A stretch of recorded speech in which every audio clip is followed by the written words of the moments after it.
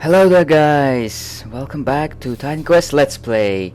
We are now beginning the City of Lost Souls area.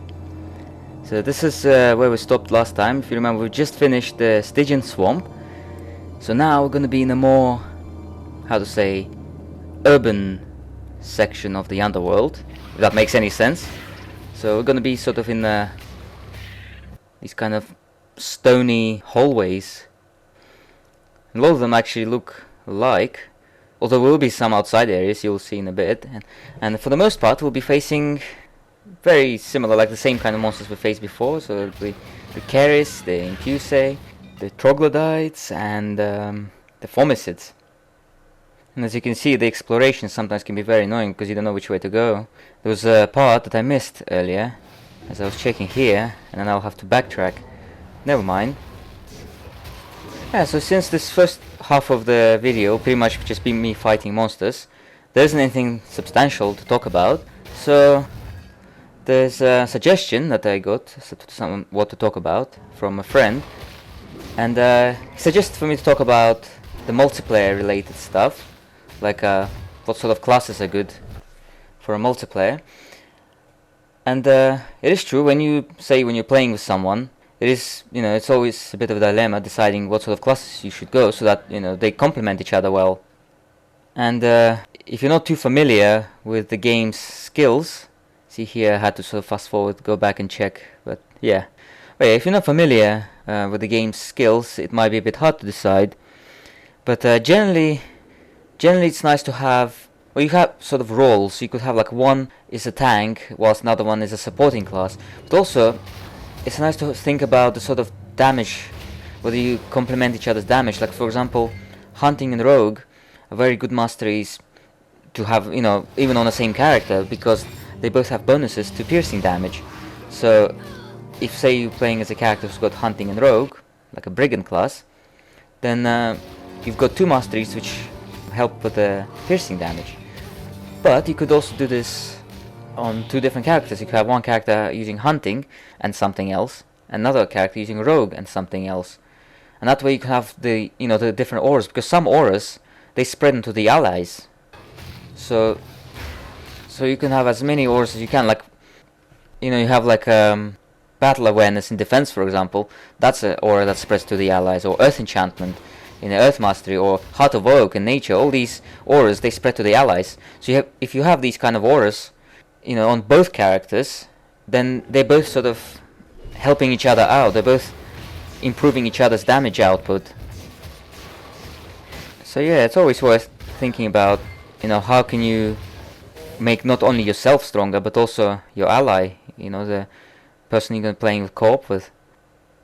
And the same goes with pets as well. You could decide, you could have like several pets between yourselves, for example, and in the end you're just creating a huge army. Like one of you could have wolves or something, another one could have a core dweller or a lich king, and eventually you end up with like a small army pretty much going and charging it to fight the boss fights.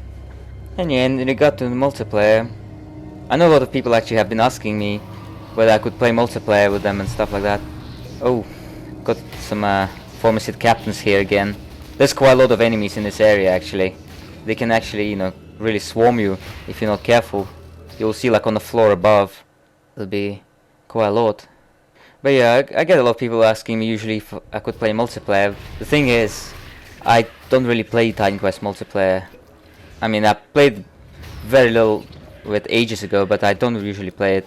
And well, there's different reasons for that. Of course, the first reason is that I don't really have the time. But another reason is that a lot of time it's really difficult to connect, because there's all sorts of internet issues, and there's connecting is quite hard. One of the things also is that if you've got a fan patch, then you can only connect to the people who have a fan patch as well. So if somebody's using the original version of the game and you're using the fan patch, you won't be able to connect with them. So that is something worth to keep in mind. But yeah, even when everything is fine, you still get like internet problems stuff. Although a friend of mine here suggested something, and I haven't tried this myself, but he suggested this thing called Tungle. It's spelled with two N's. So it's some kind of website where you can join to other people's games. So I'm gonna try that, and if it does work smoothly, then maybe I'll be able to play some multiplayer games. It probably won't be too frequent or anything, but maybe from time to time an occasional multiplayer game. So yeah, we'll see how it goes. I generally tend to see this game, Titan Quest, more of a single player experience. But I guess once you've been through the game quite a few times, you kind of probably feel like going in with someone else. So yeah, we've pretty much reached another rebirth fountain here, and I decided to keep playing, obviously. But this isn't too much actually until the sort of the hub area of the City of Lost Souls, you know, where you get the portal. But there will also be the Hades Treasury. Very soon we'll be coming across that. I'll show you. Yeah, for now, still fighting more Keris here.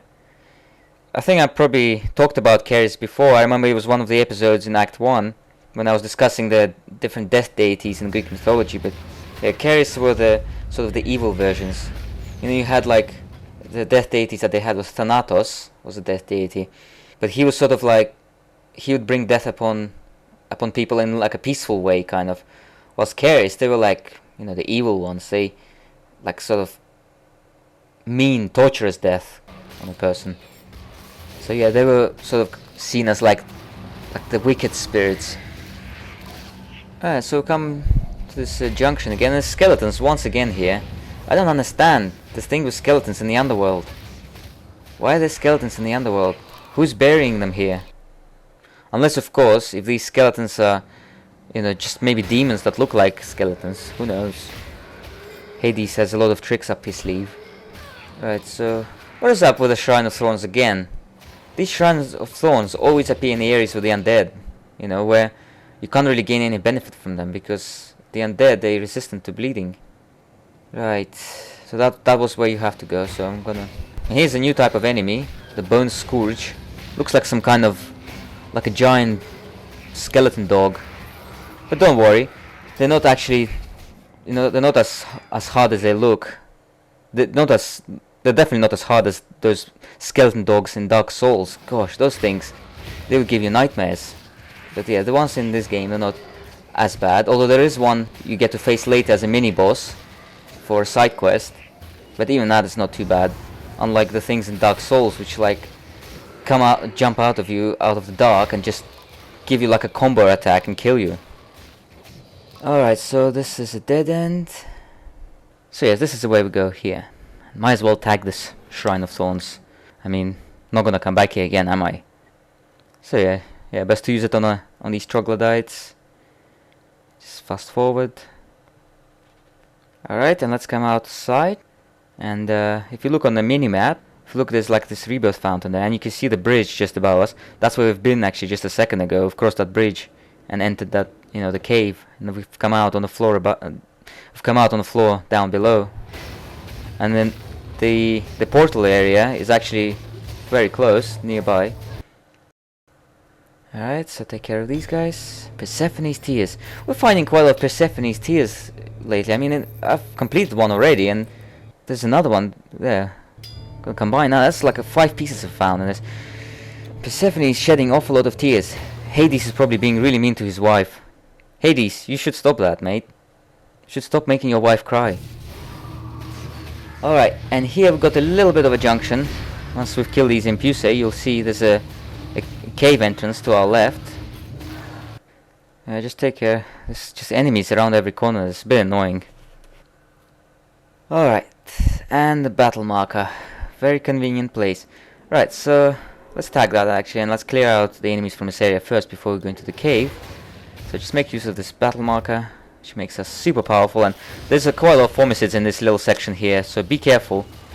Look at that captain just darting forward like I don't know what. This is why they're dangerous, you know, they just jump in like that. So we're going to Colossus form and battle marker at the same time. Now this is deadly. Deadly shit. But yeah, you noticed how that captain just jumped at us. I'm not sure what kind of attack that is. Maybe some kind of charging attack.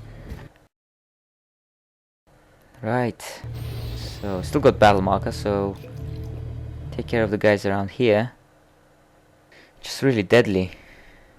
Alright. And now, before we go up those spiraling stairs, we'll check this cave here on the left. This is where Hades' Treasury is. So I'll show you. And Hades' Treasury is part of a side quest. Now, once again, they love this thing with 3-directional junctions, seriously.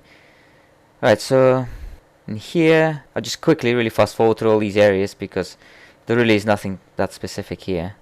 It's a big like open area with just a few skeletons. Alright, just this as well. See, it's nothing much here, it's just some extra experience if you want. Sometimes you meet like a quite dangerous skeleton, shadow skeleton monster hero here. He's called like Xenocrates of the Shadow Blade. And he's quite powerful because he has like an AoE or projectile kind of attack. I forgot now, but if we do come across him, it'll be quite nice. Alright, and here, straight ahead, this is where the treasury itself is. I'll show you. See, talk to this guy. Hades owns all the wealth of the earth, and miners take So basically this guy, he himself wants a piece of the treasury, you know? Wants to steal from Hades. Naughty boy. Alright, Hades' treasury, so it's a side quest now. What you have to do, you see these pedestals, you've got to basically find the 4 stones and put, onto this pedestal. See, you cannot open this door. the door is sealed. So what you have to do, you have to find 4 different stones, which the fire stone, the frost stone, the poison stone, and the soul stone. Find these 4 different elemental stones, and you put them on those pedestals, and then the door will open. And these stones, they found, will be pretty much getting them scattered throughout the entire underworld from now on. And each of them will actually be found on an Impulse monster hero. So it'll be one of each type. So like Firestone will be on a Fire Impulse, and Froststone on a Frost one, and so on. So it'll be 4 in total between now and the end of the game. And you might have noticed, in here we're facing the new enemy, these weird squid things. And I'm not entirely sure what they are, because I don't remember them from Greek mythology. Maybe they do play a part. But for the most part with them, you just have to take care with the poison, because poison is basically the main thing they deal. A lot of the time when they die, they release poison. But also those bigger ones, if you notice we've killed one of the bigger ones. Those bigger ones, they can actually release the poison as well, like not necessarily upon death, they just shoot it, Like this, if you see, he just spats several projectiles and create these clouds of poison. And he shoots it as little projectiles as well. But yeah, our poison resistance is not exactly overly high or anything. And you got Tortured Soul from them, which is a monster charm. So you get plus 5% damage to demons, which is quite nice because most of the enemies in Act 4 are demons. So having any kind of bonuses against demons is actually very helpful here. So yeah, if you're struggling with these guys, poison resistance is what you want really. There will be plenty of them in the Tower of Judgment. So poison resistance is good before you go there. And in fact, that poison impulse which you get the treasury stone from is actually in the Tower of Judgment as well. And in fact, the boss in Tower of Judgment is poison as well. So Tower of Judgment is pretty much your poison area, the area where you need some proper poison resistance. But we'll get to the Tower of Judgment later in this act. Right now, we're pretty much, see, we're just climbing up these stairs. We're pretty much at the portal to the City of Lost Souls, and very soon we're gonna start meeting the Makai demons, mostly Makai archers, but there'll also be some other types. And those Makai, some of the most interesting demons perhaps in this game, mostly because of how they speak, but we'll come across them later. So for now we'll enter here. There's a giant rebirth fountain here, and this is where we'll stop. We'll continue in the next episode. We'll discover the rest of this City of Lost Souls. So see you guys later. Bye bye.